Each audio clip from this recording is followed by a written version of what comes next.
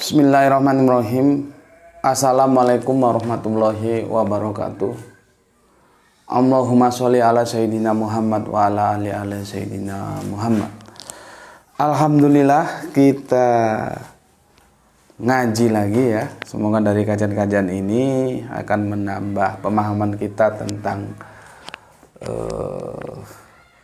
agama-agama yang sedang kita bicarakan, khususnya agama-agama yang bersandar pada Abrahamic faith ya, Yahudi, Nasrani yang kemudian berubah menjadi Kristen dan Islam ya. Jadi dimulai dari Milata Abraham, makanya disebut Abrahamic faith ya.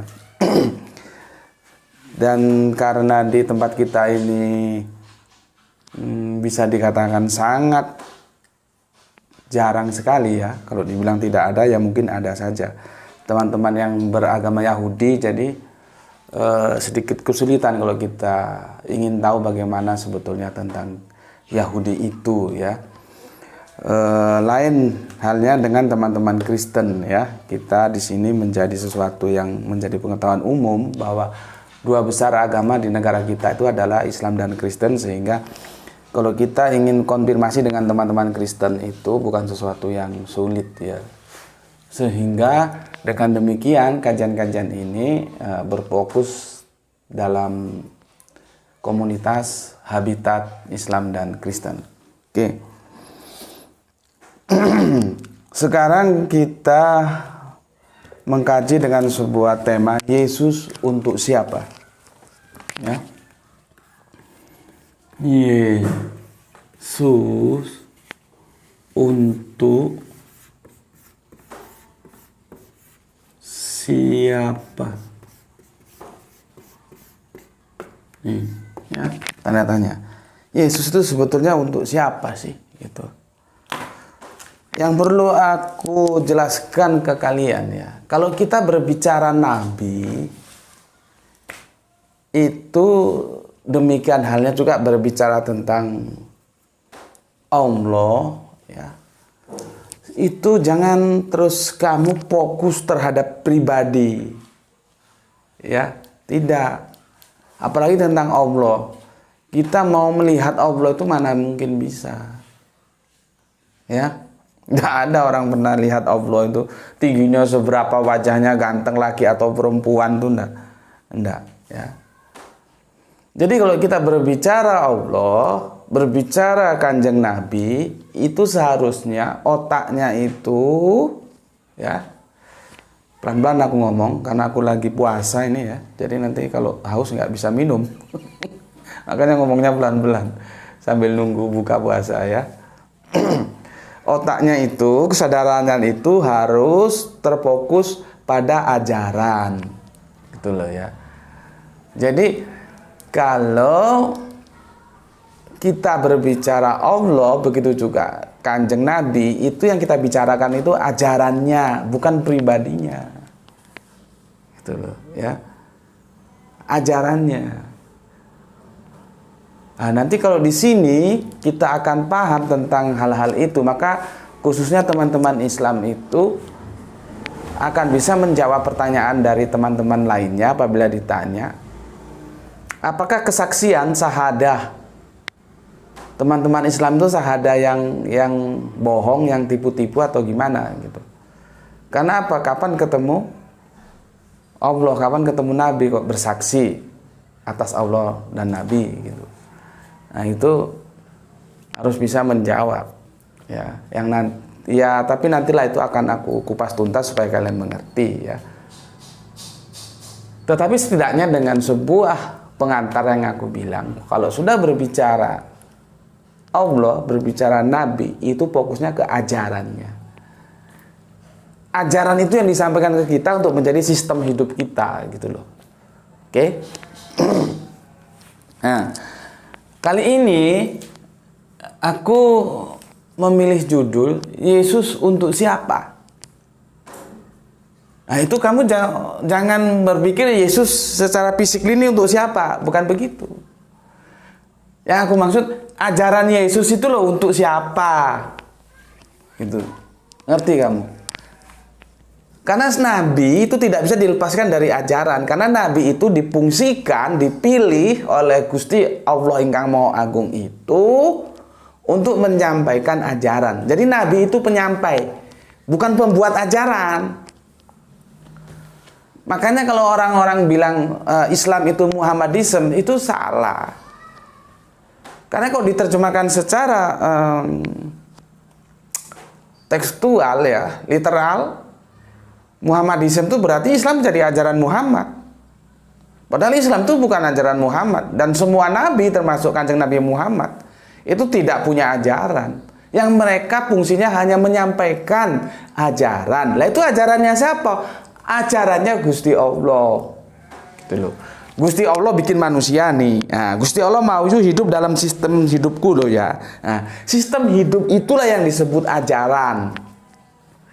Kemudian berkembang. Kalau guruku nggak mau bilang, maunya dia bilang dinullah. Kalau kita bilang agama, itu sistem hidup, itu ajaran. Gitu loh ya. Makanya kalau aku bilang Yesus untuk siapa, itu yang aku fokuskan itu ajarannya itu loh untuk siapa. Gitu. Ya, paham ya di sini ya. Sebetulnya aku, seperti yang aku bilang, kajian-kajian kita ini tidak strike, dia tidak langsung menuju sasaran, tapi dia sentrifugal, dia singular, dia berputar-putar dulu, baru menuju titik. Ini sebetulnya bagian dari yang berputar-putar itu, ya, belum menuju titik ini. Tetapi ini juga hal yang penting. Karena apa ini penting? Karena nanti ini menjadi parameter untuk menentukan Paulus itu, kemarin kan kita sudah membedah tentang Paulus.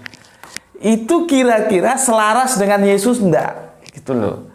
Jadi sebetulnya yang mau aku bidik itu tentang Paulusnya. Tapi sebelum ke Paulus, aku akan menjelaskan kepada kalian tentang Yesus itu untuk siapa. Supaya nanti penjelasan ini bisa menentukan Paulus itu menyimpang nggak dari yang diajarkan Yesus, gitu loh. Ya. Kemarin sepertinya teman-teman khususnya Kristen, ya, masih banyak yang nggak tahu, memang nggak tahu atau karena dogma sudah begitu mengakar sehingga pura-pura tidak tahu itu. Sepertinya masih banyak yang tanya tentang Paulus. Yaitu tugas teman-teman Islam lah untuk menjawabnya. Kan pertanyaan-pertanyaan gitu nggak harus aku yang jawab lah. Aku juga kan ya sibuk banyak kerjaan lain kok, masa harus ngurusi pertanyaan-pertanyaan gitu. Jadi kalian juga belajar menjawab. Jawab. Kan nggak harus aku yang jawab. Makanya aku sekarang nggak bisa bikin jawaban yang panjang-panjang dari pertanyaan-pertanyaan komen kalian. Karena juga aku nggak punya waktu gitu loh. Makanya aku hanya like, love gitu aja. Aku lihat sekilas gitu. Karena harus jawab gitu semua, kapan waktunya gitu. Oke, ya. Aku mulai pelan-pelan karena nanti kalau ngebut-ngebut haus. Sebenarnya masih puasa. Oke. Yang namanya rasul itu pasti terkait dengan ajaran yang biasa dipersonifikasikan dengan pohon, buah, makanan, hidangan. Ya, dulu. Ya. Aku ulangi. Rasul, kalau kita berbicara rasul itu maka pasti terkait dengan ajaran. Ajaran itu selalu dipersonifikasikan dengan kata-kata misalkan pohon. Pohon tentu berikut buah. Makanan yang disebut juga dengan hidangan. Gitu. Jadi yang perlu aku sampaikan ke kamu, buka sekarang. Buka otak kesadaranmu, buka, nanti masuk dalam hati. Ya. Dalam teks-teks suci, baik itu Perjanjian Lama, Perjanjian Baru, Perjanjian Terakhir, Torah, Injil, Al-Quran, kalau dia berbicara tentang pohon, berbicara tentang buah, berbicara tentang makanan, berbicara tentang hidangan, jangan kamu maknai literal. Jangan. Karena kadang-kadang Bahkan tidak kadang-kadang, sering sekali itu merupakan personifikasi dari ajaran. Gitu loh. Ya. Untuk teman-teman Islam, makanya setelah ngaji ini kamu ngerti kamu ya, supaya bodohnya itu nggak hilang-hilang. Kalau kamu baca surat Al-Maidah, itu jangan kamu bayangkan ada masakan Padang turun dari langit ke bawah, terus rawon, soto, gulai, sate turun ke bawah. Terus apa lagi? Ya tentunya kalau orang Israel makanannya bukan rawon, soto, sate, gulai, masakan Padang, apalagi masakan Aceh turun ke bawah. Aceh itu kulinernya mau juga ya, karena aku dulu waktu beberapa tahun lalu diundang untuk memberikan pembekalan untuk mahasiswa Unsiah di Banda Aceh itu. Ya ditraktir sih, ditraktir panitia kuliner di Banda Aceh itu, subhanallah masakannya enak ya. Memper-memper masakan Padang, India itu hampir sama. Berani, rempah-rempahnya berani dia. Berani bumbu kalau orang sini bilang. Pikiranmu jangan ke masakan itu. Ya. Itu berujuk kepada ajaran. Jadi itu makanan, tapi makanan rohani, bukan makanan jasmani. Lu kalau sudah baca surat Al-Maidah yang lu pikirin makanan aja. Ya bener makanan, tapi jangan bukan rawon, soto, sate, gulai, bukan begitu. Begitu juga ketika ya ini jadi agak melenceng sebentar nih. Ketika Nabi Zakaria masuk ke mihrab, ya itu Ibunda Maryam itu kan ada hidangan, ada makanan itu kan, sampai Nabi Zakaria juga heran, ini kamu dapat makanan dari mana? Gitu. Ibunda Maryam bilang, ini dari Allah gitu. Nah, itu jangan kamu pahami makanan seperti oh Allah kirim lewat malaikat Jibril dikirim apa? Sate, oh sate. Oh menunya sekarang Bunda Maryam suka apa? Soto gitu. Tapi sekali lagi Bunda Maryam orang Israel ya. Makanannya orang Israel itu apa namanya? Enggak roti jelai gitu. Dikirim dari atas turun brek lewat malaikat Jibril roti jelai ini. Tidak. Ya, itu namanya ajaran. Jadi Ibunda Maryam itu juga menerima ajaran dari Allah lewat malaikat Jibril. Makanya di sini nanti akan menjadi diskusi lagi kita. Apakah Ibunda Maryam ini bisa dikategorikan nabi tidak ya? Itu loh. Itu diskusinya luas itu. Dan itu bisa bercangkir-cangkir kopi. Karena apa? Karena Ibunda Maryam ini juga dapat firman dari Allah lewat malaikat Jibril. Gitu loh. Nah sekarang kita tinggal tarik aja definisinya. Apakah terminologi setiap nabi itu apa? Sehingga nanti kita bisa menentukan bahwa Ibunda Maryam itu juga termasuk nabi perempuan gitu. Itu harus kita pelajari dulu. Apakah setiap orang yang mendapat firman dari Allah itu bisa dikategorikan nabi atau tidak? Itu diskusinya panjang. Oke. Tapi sesuatu yang aku sampaikan kepada kalian, ya, kalau kalian baca Torah, baca Injil, baca Al-Quran, ya, yang aku sebut perjanjian lama, perjanjian baru, perjanjian terakhir, kalau ketemu kata-kata yang merujuk kepada makanan, ya, pada pohon, ya, pada hidangan, pada buah, hati-hati. Otaknya harus cerdas mengatakan, lihat konteksnya, lihat tekstualnya, gimana, baru dipadukan, baru kamu ngerti, oh ini maksudnya ajaran, gitu. Jadi mulai ini nanti malam kalau ngaji ya, surat Al-Maidah kamu sudah ngerti, jangan kamu anggap itu soto atau rawon. Oke, lanjutkan. Kalau kita mau tahu siapa Yesus itu sepertinya kita perlu tahu apa kata orang Majusi tentang Yesus. Kenapa? Kalau kita buka perjanjian baru, khususnya di Injil Matius itu, orang Israel sendiri itu tidak tahu akan kelahiran seseorang Mesias dari bangsanya, tidak tahu. Justru yang tahu itu orang Majusi. Itu loh yang kadang-kadang aku juga heran ya. Aku cari beberapa sumber untuk mencari tahu gimana ya antara Majusi itu ada di kalau sekarang negara Iran sana ya, dan Israel itu jaraknya berapa jauh, terus kita bisa ukur dari mana mereka bisa tahu. Dan untuk apa juga kepentingannya mereka memberi penghormatan. Itu loh. Itu kan harus ditinjau dari sisi antropologis budaya. Sementara yang aku tahu mereka ahli perbintangan. Ahli apa? Kalau ahli perbintangan disebut apa? Astrologi, nujum. Tapi bukan perbintangan maksudnya yang ramal-meramal itu, bukan. Mereka bisa membaca bintang. Oh, bintang timur di sana. Oh, begini, begini. Itu loh. Itu jagonya orang Majusi. Maka ketika semua orang Israel belum tahu akan kelahiran Mesias, Majusi sudah tahu. Untuk itulah mereka datang jauh-jauh dari Persia sana ke tanah Israel. Yang kalau kau baca itu di kitab Injilnya Matius, nanti akan diterima ya oleh Raja Romawi yang utusan Raja Romawi yang untuk memerintah Israel. Oke. Tapi yang penting aku sampaikan di sini adalah sebelum orang Israel tahu, orang Majusi sudah lebih dahulu tahu. Maka layaklah kita tanya apa komentar orang Majusi tentang Yesus. Gitu. Oke. Sekarang kamu baca Matius 22. Matius 22.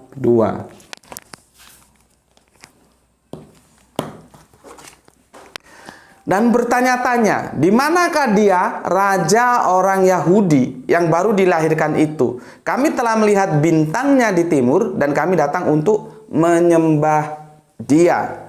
Perhatikan juga, setiap diksi menyembah itu bukan berarti yang disembah itu terus Allah. Raja juga itu disembah. Orang tua juga itu disembah. Kalau orang Jawa bilang sungkem. Gitu. Itu bentuk penghormatan. Jadi di sini tidak dalam perspektif orang Majusi itu bahwa Yesus itu Allah maka disembah, bukan begitu. Tapi mereka menghormati Sang Mesias ini dengan cara menyembah. Maka dia bilang, dan kami datang untuk menyembah dia. Oke, tetapi yang penting aku sampaikan kepada kalian adalah pernyataan dari orang Majusi itu mengatakan bahwa Yesus itu adalah raja orang Yahudi. Ya. Jadi dia bukan orang lain-lain, Yahudi. Nih, masukkan ke otakmu, catat. Yahudi. Oke. Terus oke, aku jelaskan dulu. Yahudi Israel itu stereotip ya. Mereka itu tidak bisa dipisahkan. Jadi bagi mereka ya, goyim itu nggak diakui itu sama orang Yahudi. Yang ngaku-ngaku sebagai Yahudi rohani itu kan sok SKSD aja, sok kenal, sok dekat. Tapi sama orang Israel nggak direken, orang Jawa bilang nggak diakui. Pengakuan mereka aja Yahudi rohani. Yahudi rohani apa? Orang Israel itu sebuah bangsa yang egonya tinggi. Jadi bagi dia Yahudi itu harus Israel, Israel itu harus Yahudi. Begitu loh. Ya. Jadi kalau nanti kita bicara tentang Yahudi ya itu supaya kalian paham maksudnya. Ya. Jadi goyim itu nggak diakui. Goyim itu orang di luar Yahudi gitu loh. Ya. Oke. Sekarang kita merujuk ke Matius 10 ya. Kedua, Matius, kalau baru enak untuk nulis. Biasanya bunyi-bunyi. Matius 10:5 sampai 6. Ya. Ya, aku paparkan, aku tuliskan ayat-ayatnya supaya tidak ada lagi yang komentar copot-copot ayat. Ya. Oke. Matius 10:5 sampai 6. Yang kelima, ke-12 murid. Nah, jadi Kanjeng Nabi Isa itu punya 12 murid. Ini seperti yang telah aku jelaskan di mojok di warung kopi itu ya. Di mana Kanjeng Nabi Muhammad itu hanya memilih 4 ya. Padahal kan banyak orang. Yesus memilih hanya 12. Itu artinya dalam yang 4 ini digodok sampai benar-benar paham, dia nanti akan menyebarkan kepada yang lain. Begitu juga yang 12 murid ini digodok sama Kanjeng Nabi Isa atau Yesus yang kalian bilang Yesus itu, nanti dia yang akan menularkan kepada yang lain. Dari sini itu kita bisa mengambil sebuah kesimpulan bahwa begitu Kanjeng Nabi Isa, begitu Kanjeng Nabi Muhammad jadi nabi, tidak selalu serta-merta semua orang itu diajar, enggak. Jadi ada strategi metodologi akademisnya itu, kalau kita bilang seperti TOT itu loh, train of trainer. Dipilih dulu yang bibit unggul itu dibina dulu sampai masa gitu loh. Nanti yang bibit unggul ini akan menularkan kepada yang lain. Itu gampang lah, itulah, kalian masa nggak tahu masalah gitu aja ya. Oke, jadi aku ulangi, Matius 10:56. Yang kelima, ke-12 murid, jadi berapa? 12 ya, 12 murid. Berarti di dalamnya ada Yudas ini ya. Ke-12 murid itu diutus oleh Yesus dan berpesan kepada mereka. Jadi Yesus ngutus ke-12 murid. Ini murid sudah digodok ini, terus dia diutus untuk menyebarkan. Itu dikasih pesan. Apa pesannya? Janganlah kamu menyimpang ke jalan bangsa lain atau masuk ke dalam kota orang Samaria. Melainkan pergilah kepada domba-domba yang hilang dari umat Israel. Itu pesannya ya. Aku bacakan lagi. Janganlah kamu menyimpang ke jalan bangsa lain atau masuk ke dalam kota orang Samaria.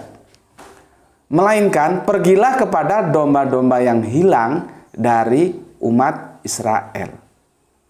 Ya. Apa yang bisa kita tangkap di sini? Bahwa Yesus itu ya berpesan sebagaimana dia itu raja orang Yahudi. Maka ajarannya itu juga hanya khusus untuk orang Israel. Sehingga para murid dilarang masuk ke kota orang Samaria ya. Masuk ke orang Samaria ya. Karena apa? Dia hanya ditutus hanya untuk domba-domba yang hilang di antara orang Israel. Ini sebetulnya kalau nggak puasa ngopi nih. Tahap di sini, ya. Aku ulang-ulang, ya. Aku bikin lambat supaya kalian paham. Jadi petanya itu paham dulu. Orang Majusi bilang Yesus raja orang Yahudi. Yesus memutus 12 muridnya dengan sebuah pesan sakral. Jangan masuk ke kota orang Samaria atau orang-orang lain, karena dia hanya diutus di antara domba-domba yang hilang. Domba hilang dari mana? Di antara orang Israel. Tuh. Ya. Kalau sudah 30 menitan bilang ya. Oke. Sekarang kita buka Matius, ini panjang lagi tuh. Matius 5, 21, 28. 3 ya. Matius Matius 15 21 sampai 28, 7 ayat ini panjang-panjang. Ya. Matius 5 tentang perempuan Kanaan, ya. Tentang perempuan Kanaan. Nih, menarik ini.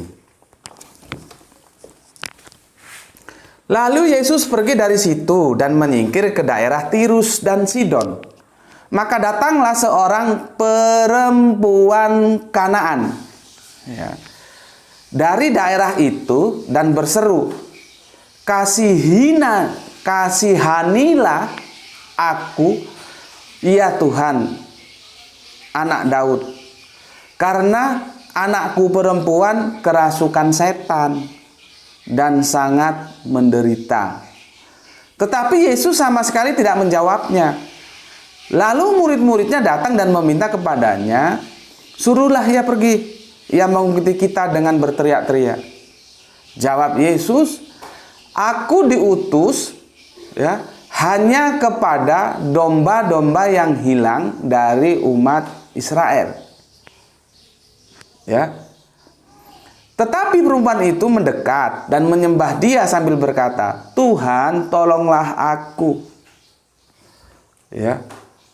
Tetapi Yesus menjawab, tidak patut mengambil roti. Iling, ingat, roti. Pikiranmu ojo badokan naik roti terus kamu anggap roti beneran. Ya. Ingat. Aku ulangi.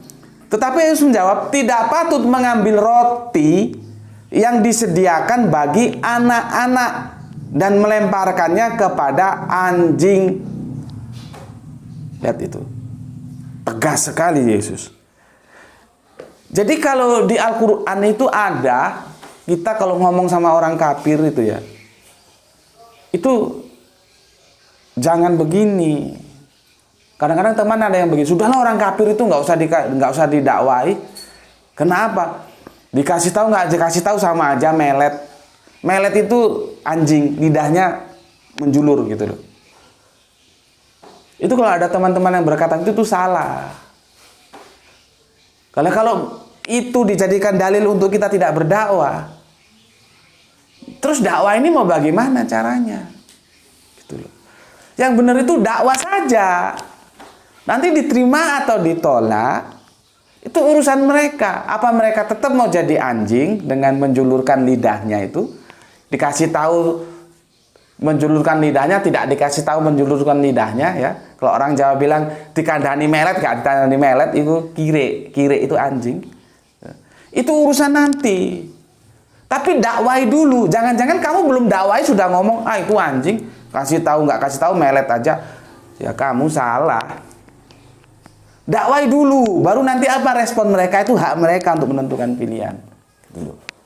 Tapi yang perlu aku sampaikan di sini, kata-kata anjing itu bukan hanya di Al-Quran digunakan. Ini di perjanjian baru, di Injil juga digunakan. Jadi apa? Orang-orang Israel itu mengatakan dirinya anak-anak. Tetapi Goyim di luar Israel itu disebut anjing. Tentunya kalau kita pahami menurut antropologis kita yang orang Indonesia, waduh kok kasar banget ya. Iya kan? Tapi ya kitab suci bilang begitu. Ini terjemahannya juga bilang begitu. Ya. Sebetulnya kalau ada original teksnya menarik ini. Ya, aku rujuk bener anjing nggak ini gitu. Jangan-jangan kerbau. Ya. Jadi intinya yang perlu aku sampaikan, ini perempuan Kanaan, tentu bukan orang Israel ya. Dia kemasukan roh anaknya dan minta tolong. Tapi jawab Yesus, tidak patut mengambil roti yang disediakan bagi anak-anak dan melemparkannya kepada anjing. Nah, di sinilah yang aku bilang tadi ya. Kalau berhubungan dengan makanan itu jangan langsung ke makanan itu secara harafiah kau pahami. Sebab kalau ada orang kerasukan setan, masa ada orang kerasukan setan kasih roti terus sembuh? Ini bahasa-bahasa perumpamaan. Disinilah kadang-kadang teman-teman Kristen, jangankan teman-teman Kristen, pendetanya aja kadang-kadang nggak ngerti, gagal memahami pesan-pesan apa yang dimaksud dalam Injil ini. Ini perlu kecerdasan sastra untuk memahami ini. Kalau pendeta yang asal ngoceh aja ya banyak, tapi yang paham tentang ini berapa gelintir. Coba, kan nggak connect. Kalau roti itu bener-bener roti kan nggak connect. Tiba-tiba ada orang kesurupan setan. Apa ada orang kesurupan setan dikasih roti ini roti apa boleh jeneng roti gue boleh. Contohnya roti apa? Dasari malu itu roti bikinan orang nggak jelas. Roti apa ya? Roti bolu. Nah, terus ada orang kemasukan setan kasih roti bolu terus sembuh gitu. Kan enggak. Ini maksudnya roti itu ajaran. Yang kemasukan setan itu orang yang tidak punya ajaran, yang hidup tanpa ajaran, Kalaupun hidup dalam ajaran itu ajaran sesat, bukan ajaran yang dari Allah. Gitu loh maksudnya. Ini kalau 30 menit pendeta-pendeta kelas curu aja nggak ngerti ini memahami ayat ini. Ya. Oke. Kata perempuan itu, benar Tuhan, namun anjing itu makan remah-remah yang jatuh dari meja tuannya. Subhanallah. Diplomasinya itu loh bagus sekali. Ya. Perempuan ini datang, perempuan Kanaan, minta tolong sama Yesus. Yesus bilang, biarkan ya ini ya. Tidak patut mengambil roti yang disediakan bagi anak-anak, melemparkannya kepada anjing. Gak patut. Mengambil roti dilemparkan kepada anjing, gak patut. Maka ajaran ini diberikan kepada anjing itu gak patut. Tapi dengan sebuah kerendahan hati, ya, dengan sebuah kerendahan hati, si perempuan ngomong dengan bahasa sastra yang diplomatik yang sangat bagus sekali. Benar Tuhan, namun anjing itu memakan remah-remah yang jatuh dari meja tuannya. Bayangkan, ketika seseorang makan ini, si wanita itu ngomong, makan sisa-sisanya itu loh. Remah-remah yang jatuh ke bawah itu yang diambil. Artinya apa? Perempuan ini benar-benar menginginkan hidup dalam ajaran yang disampaikan oleh Yesus itu. Gitu loh. Sampai dengan menggunakan kata anjing itu memakan remah-remah dari bawah meja Tuhannya. Remah-remah itu yang tersisa jatuh itu loh. Sampai sebegitunya. Ya. Oke, lalu apa jawab Yesus? Maka Yesus menjawab dan berkata kepadanya, hai ibu, besar imanmu. Nah, langsung ke iman kan. Maka jadilah kepadamu seperti yang kau kehendaki, dan seketika itu juga anaknya sembuh. Coba. Gimana cara memahami ayat seperti ini?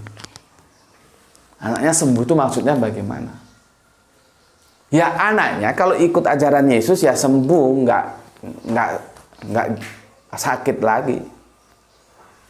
Ya, jadi orang yang kemasukan setan itu adalah ajaran-ajaran yang bukan dari ajaran dari Allah. Begitu. Ya. Oke. Ini perempuan Kanaan ini dia linier dengan Markus 7:24-30. Cuman aku agak lama berpikir ini maksudnya gimana gitu loh. Apakah ini dua peristiwa yang berbeda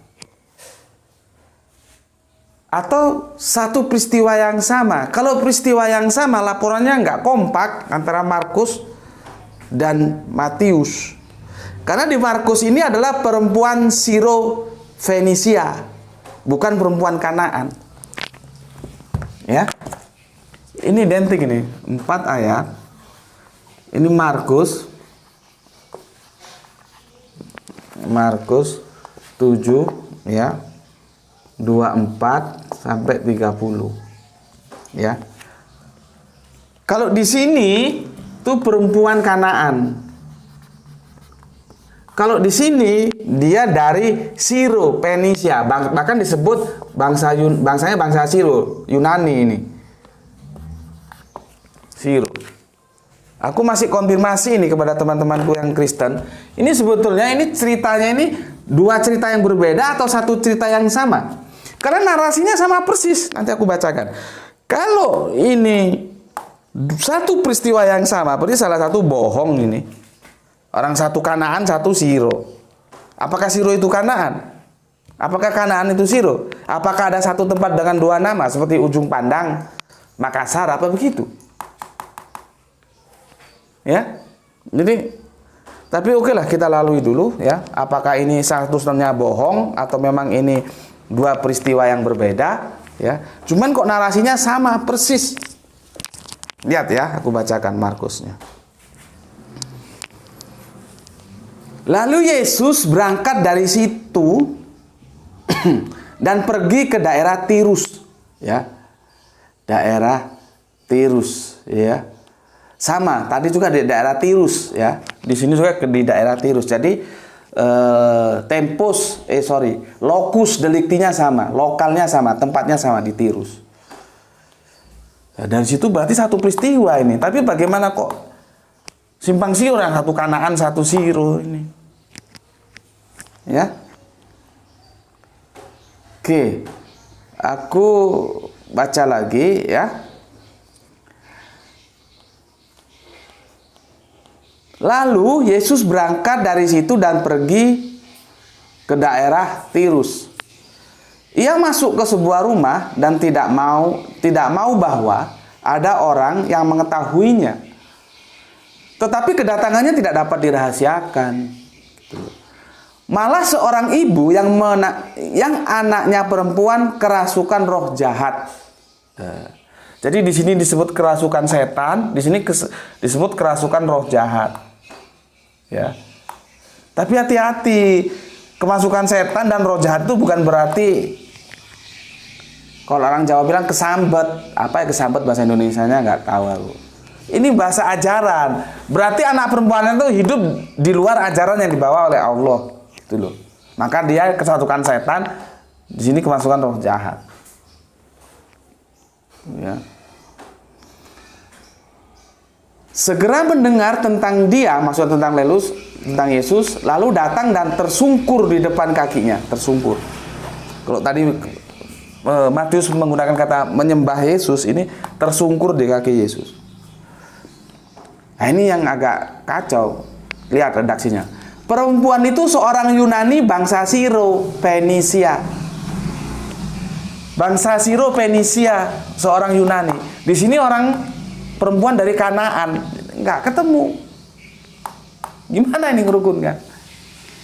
Inilah yang aku bilang, seharusnya teman-teman Kristen itu tidak perlu berkecil hati kalau dibilang bahwa Injil kalian yang pegang sekarang itu memang tidak bisa diduduk samakan dengan Al-Quran, karena ini levelnya hadis. Lah kalau seperti ini terjadi dalam hadis itu parameter akademis masih bisa menerima. Tapi kalau ini dikatakan kitab suci, ya nggak bisa lah, orang satu bilang Kanaan, satu bilang Siro, ini gimana? Kan salah satunya harus salah, satu-satunya harus benar. Atau dua-duanya salah juga mungkin. Kalau dua-duanya benar, nggak mungkin. Itu loh ya. Oke. Lalu Yesus berkata kepadanya. Di sini narasinya agak berubah, ya. Karena sepertinya Yesus berkompromi di sini.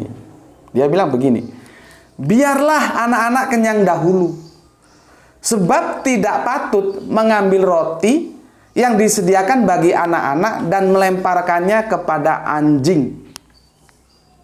Yesus bilang anjing. Yesus bilang, jelas, baca di Injilmu, anjing. Sekali lagi aku bilang, orang Israel itu disebut anak-anak, ya, tapi orang di luar Israel disebut anjing. Tuh. Makanya pengikut yang di luar Israel itu, ya, di luar pengikut Israel disebut anjing. Tetapi yang menarik, redaksinya itu begini di sini. Yang ini aku perlu data banyak sebetulnya untuk mempelajari redaksinya itu begini. Biarlah anak-anak kenyang dahulu, sebab tidak patut mengambil roti yang disediakan bagi anak-anak dan melemparkannya kepada anjing. Gitu loh. Ya. Jadi artinya di sini kalau anak-anak Israel itu sudah kenyang, maka roti itu boleh dong dilemparkan kepada anjing. Kan jadi berpikir ke sana kita. Artinya kalau ajaran dari Yesus ini sudah diterima, dipahami secara benar oleh orang Israel, baru orang di luar Israel boleh belajar tentang ajaran yang dibawakan oleh Yesus itu. Kan jadi begitu kesannya. Karena ada kata, biarlah anak-anak kenyang dahulu. Berarti kalau sudah kenyang boleh. Kalau belum kenyang, kalau orang-orang Israel ini belum kenyang terhadap ajaran Yesus, maka ajaran Yesus tidak boleh diajarkan kepada orang-orang goyim yang di luar Israel yang disebut anjing-anjing itu. Kan begitu jadinya kerangka berpikirnya. Sama dengan kalau kita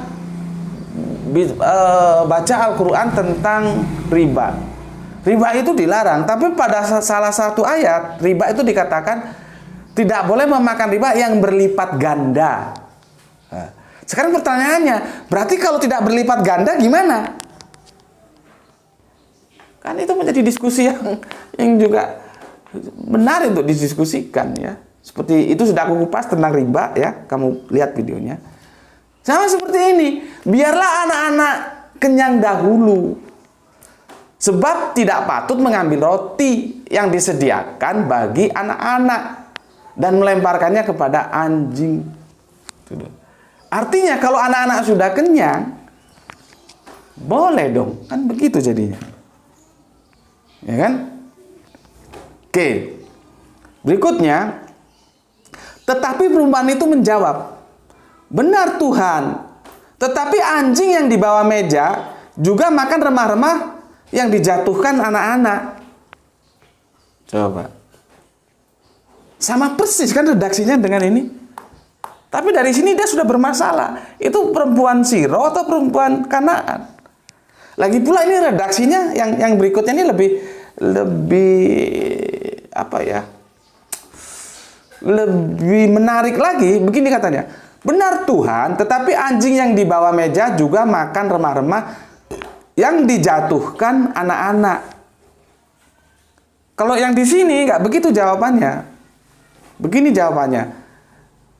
Benar Tuhan, namun anjing itu makan remah-remah yang jatuh dari meja tuannya. Kan beda sudah. Ini remah-remah yang dimakan, kalau di sini jatuh dari meja tuannya. Kalau yang di sini jatuh dari yang dimakan anak-anak. Gitu loh. Kalau di sini sama sekali tidak boleh, kalau di sini kalau anak-anak sudah kenyang baru boleh. Kan jadi begitu. Ya? Kan jadi begitu. Berapa amalnya? 42, ya. Oke. Dari sini sekali lagi aku mengajak kalian jangan berfokus terhadap yang namanya makanan itu, roti itu adalah roti tetapi ajaran. Ya. Ajaran. Ajaran. Ya. Ajaran. Ya, aku tuntaskan lagi di sini, ya.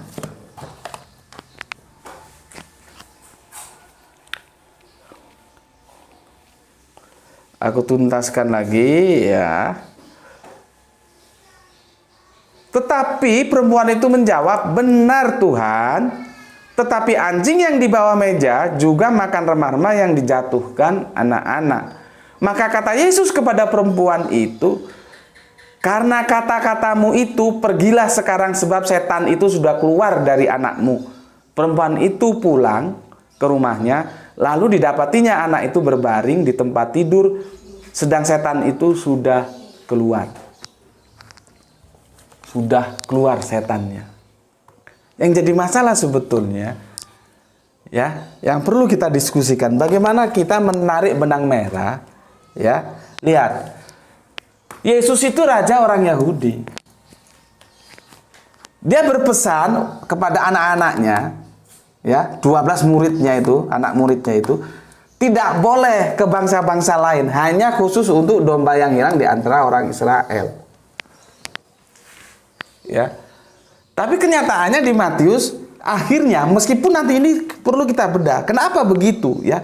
Orang Kanaan juga akhirnya boleh. Orang Siro juga akhirnya boleh. Ya. Ini gimana? Itu loh.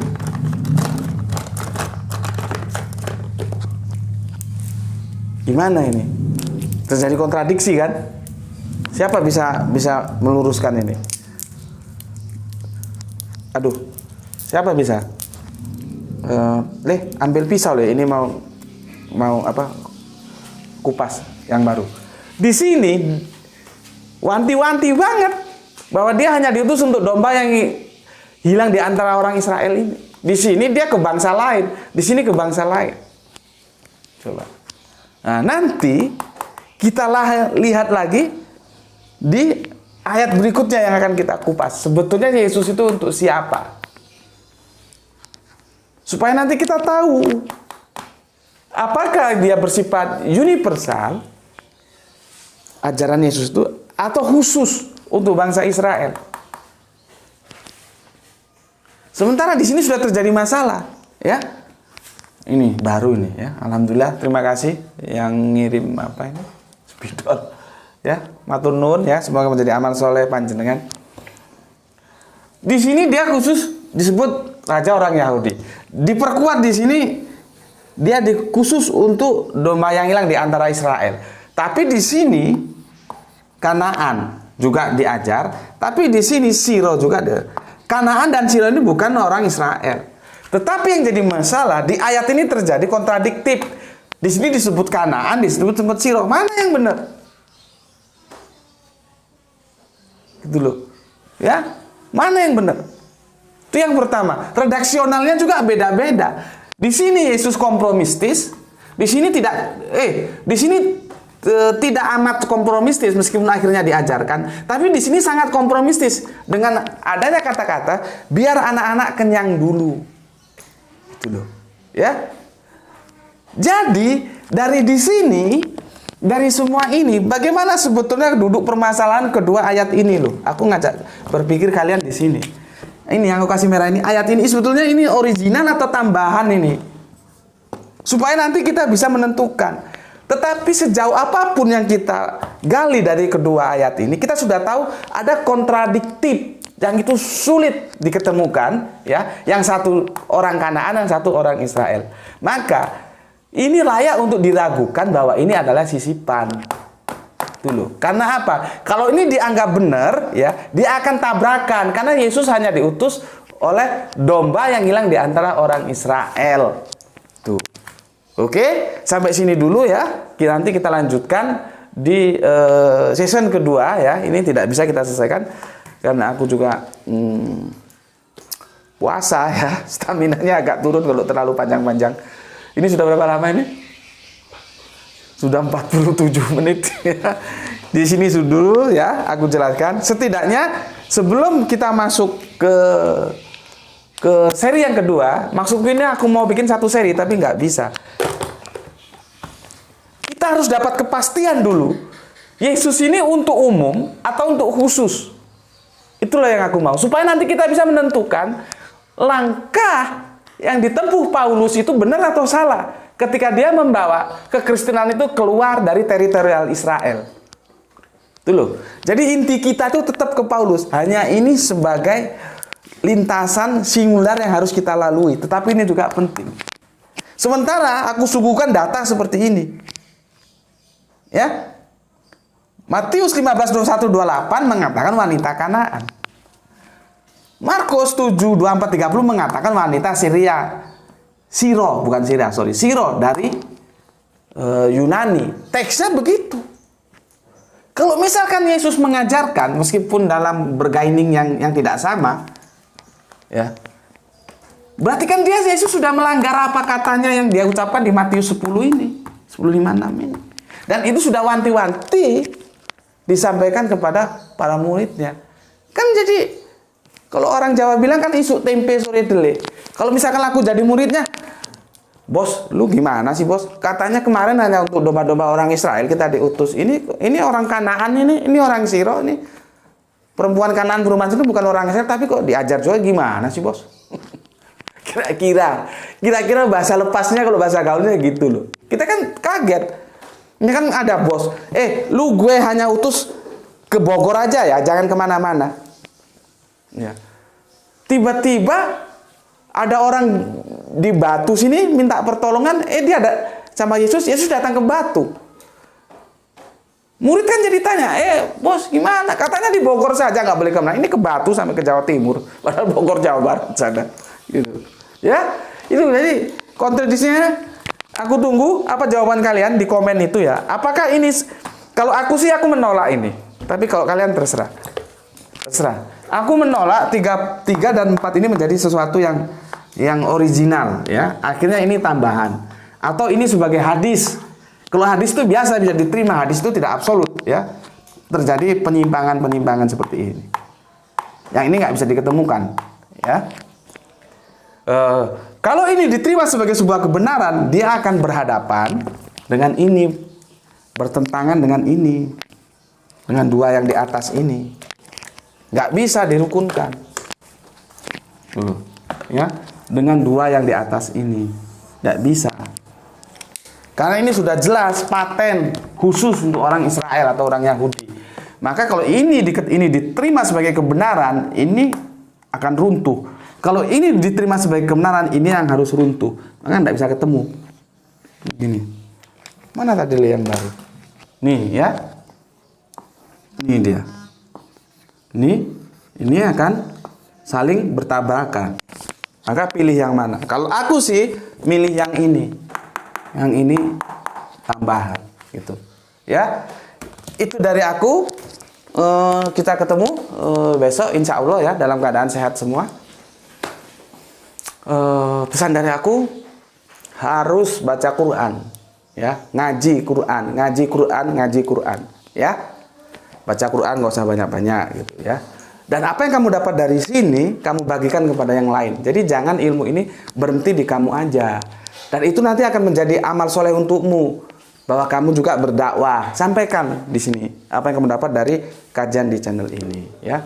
Untuk teman-teman Kristen, silahkan kalau Anda ada yang perlu Anda sampaikan ya. Aku tidak pernah membatasi, siapapun mau nulis di kolom komentar terserah. Cuman lagi-lagi aku mohon, jadilah manusia, jangan jadi binatang ya. Tentunya kalau manusia berbicara dalam tata krama yang bagus lah, yang santun ya. Bukan saling hujat atau saling mencerca gitu. Itu dari aku. Semoga kita sehat semua. Ketemu lagi besok. Assalamualaikum warahmatullahi wabarakatuh.